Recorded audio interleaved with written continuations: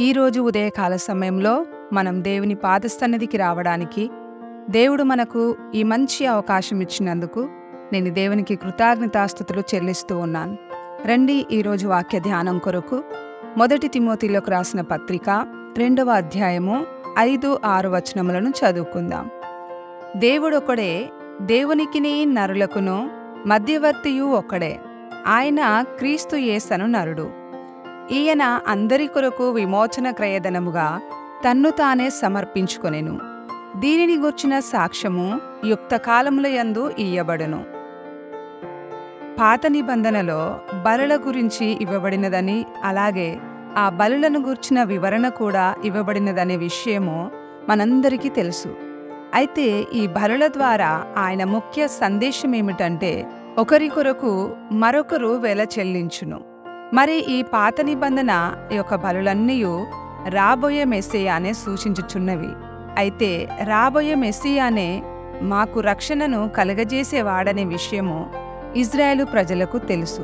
అందుకొరకే రాబోయే మెస్సియాపై వారికున్న ఆ నిరీక్షణలో వారు నిలిచి ఉండగలిగారు, లేక అందులో వారు నిలిచి ఉన్నారు.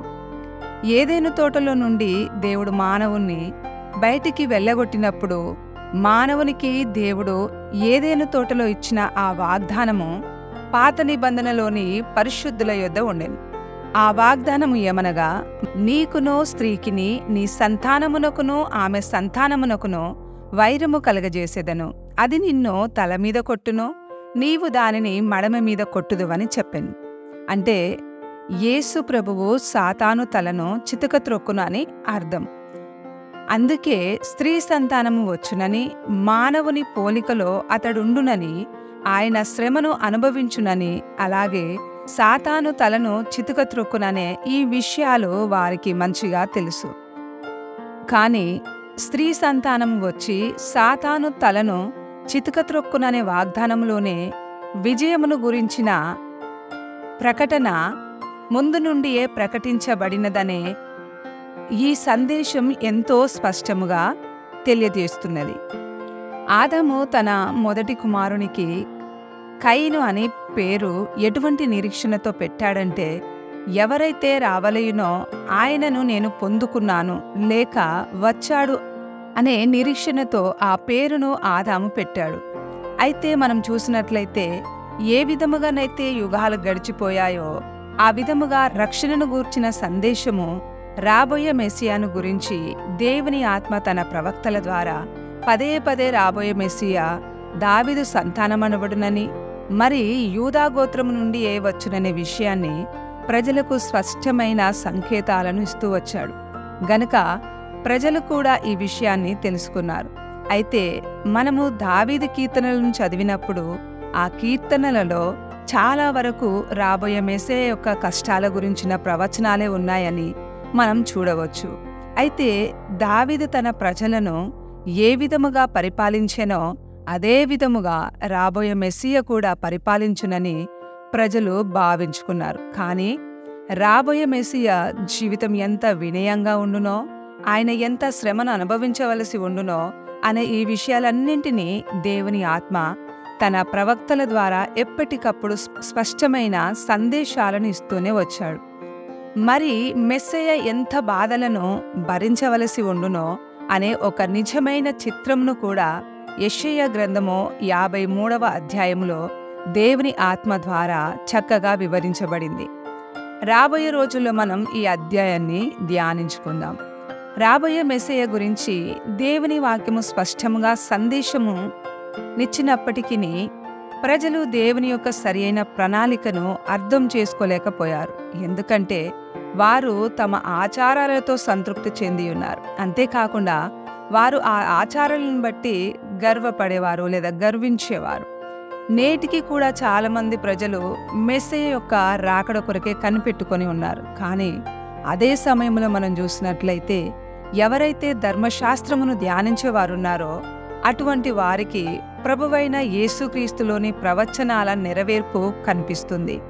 ఏ విధముగానైతే యేసుక్రీస్తు శిష్యుడైన ఫిలిప్పు నతానయేలును కలుసుకొని వచ్చినప్పుడు నతానయేలు ఈ విధముగా ధర్మశాస్త్రములో మోషే ఎవరిని గూర్చి రాశాడో, ప్రవక్తలు ఎవరిని గూర్చి అయితే ప్రవచించారో ఆయనను మేము కనుగొన్నామో, ఆయనే యోసేపు యొక్క కుమారుడనబడిన నజరేయుడైన యేసు అని అతనితో చెప్పాడు.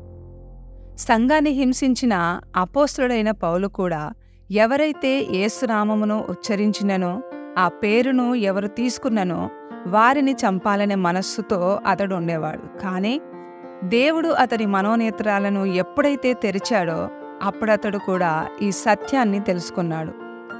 అయితే ఈరోజు ఎంతో దుఃఖకరమైన విషయం ఏమిటంటే, క్రీస్తు ఆ శిలువపై ఆ ప్రేమను చూపిన తర్వాత కూడా ఎంతోమంది తమ రక్షణకర్తను గుర్తించలేకపోతూ ఉన్నారు. యేసునామముపై, యేసు పేరుపై వారికి ఒక మతం అనేది వారికి ఉన్నది. అలాగే వాక్యమునకు ఎంతో భిన్నమైన ఎన్నో ఆచారాలను కూడా వారు పాటిస్తూ ఉన్నారు. కానీ వారి మనోనేత్రాలు మాత్రము ఇప్పటి వరకు తెరవబడలేదు. రక్షణ యొక్క అనుభవమును కూడా ఇప్పటి వరకు వారు పొందుకోలేకపోయారు. అయితే మన రక్షణ కొరకు మన మెస్సియా అనే యేసు సంపూర్ణ మూల్యమును, ఆ వెలను చెల్లించి ఆయన మనకు రక్షకుడై నిలిచాడు. ఈరోజు ఇంకా మనం ఏ ఇతర ఆచారాలను పాటించవలసిన అవసరం లేదు. మనకు మరొక మధ్యవర్తి కూడా అవసరం లేదు. ఎందుకంటే మనకు కేవలం యేసుక్రీస్తు నామము మాత్రమే చాలును. గనక మానవునికి రక్షణనిచ్చేది, రక్షణను కలగజేసేది కేవలం యేసుక్రీస్తు నామమే. కాబట్టి మనం దేవునికి ఎంతగానో కృతజ్ఞతాస్తుతులు చెల్లించాలి. ఎందుకంటే మరొక మెస్సియా కోసం మనం వేచి ఉండాల్సిన అవసరము లేదా కనిపెట్టుకొని ఉండవలసిన అవసరం మనకు లేదు. మనము కృప ద్వారానే రక్షింపబడినాం. మనం దేవునికి ఎంతగానో వందనాలు చెల్లించాలి. ఎందుకంటే మనం ఈ సత్యాన్ని ఎరగడానికి దేవుడు మన మనోనేత్రములను తెరిచి ఉన్నాడు. ఆ సత్యమే మనల్ని ఈ ఆచారాల నుండి స్వతంత్రులుగా చేసింది. కానీ ఇతర ప్రజలను మనం చూసినట్లయితే ఈరోజు కూడా రక్షణను పొందుకునే అన్వేషణలోనే ఉండి ఉన్నారు. మనం ఇతరులను చూసి వీరు శాపగ్రస్తులని మనం చెప్పకూడదు. కానీ మనలో ఎవరమైతే రక్షణను అనుభవించామో మనము ఇతరుల కొరకు కన్నీరు కార్చి ప్రార్థించే ఆ బాధ్యత లేక ఆ కర్తవ్యము మనకున్నది. ఎందుకంటే వారు కూడా ఈ సత్యమును గ్రహించగలగాలి. ఈ రోజుల్లో మనం కూడా సంపూర్ణ వినయంతో క్రీస్తు యేసుకు సమానముగా మారినట్లు దేవుడు మనలో ప్రతి ఒక్కరికి సహాయము చేయనట్లు మనం ప్రార్థన చేద్దాం. రండి, మనం ప్రార్థన చేసుకుందాం. కృపా కనికరము గల మా తండ్రి, ఈ మంచి సమయం కొరకు, నీ వాక్యము కొరకు మేము నీకు కృతజ్ఞతాస్తుతులు చెల్లిస్తూ ఉన్నాం. ప్రభువా, ఒక్కసారి మేము వెనుకకు తిరిగి చూసినప్పుడు ఆదాము ఒక గొప్ప నిరీక్షణతో కయీనుకు కయీన్ అని పేరు పెట్టాడు. కానీ అతడు ఎంతో నిరాశలో, నిస్పృహలో ఉన్నాడు. కానీ నీవు పాత నిబంధనలో ఎంతో స్పష్టముగా సందేశమునిచ్చావు. అంతేకాకుండా నీ సమయానుసారముగా నీవు వచ్చావు. కానీ వారి ఆలోచనలు వేరుగా ఉన్నందున ఎంతో మంది నిన్ను గ్రహించలేకపోయారు. ప్రభువా, నీవు ఈరోజు మాలో ఎవరెవరి మనోనేత్రాలనైతే తెరిచి ఉన్నావో మేమందరము కూడా ఎంతో అదృష్టవంతులం, ఎంతో ధన్యులం. ప్రభువా, మేము భయభక్తులతో నీకు ఇష్టమైన జీవితాన్ని జీవించడానికి మాకు సహాయము చేయి. ఇతరుల కొరకు మేము కన్నీరు విడిచినట్లు మా జీవితం అనేకులకు ఆశీర్వాదకరముగా ఉండినట్లు మాకు సహాయము చేయమని సమస్త మహిమను నీకే చెల్లిస్తూ యేసుక్రీస్తు మధురమైన నామములో అడుగుచున్నాము తండ్రి. ఆమేన్. ఈ రోజుల్లో మనం భయభక్తులతో దేవుని చిత్తము కొరకు జీవించుటకు దేవుడు మనలో ప్రతి ఒక్కరికి సహాయము చేయునుగాక. మన మెస్సియా మన కొరకు వెలను అమూల్యమును చెల్లించి ఉన్నాడు గనుక మనకు ఇంకా మరి ఎవరి సహాయము మనకు అవసరం లేదు. ఆయన మనకు రక్షణను ఉచితముగా ఒక వరముగా ఇచ్చినప్పుడు మరి మనం భయభక్తులు కలిగిన వారమై దేవుని మహిమ కొరకు జీవించుదాం.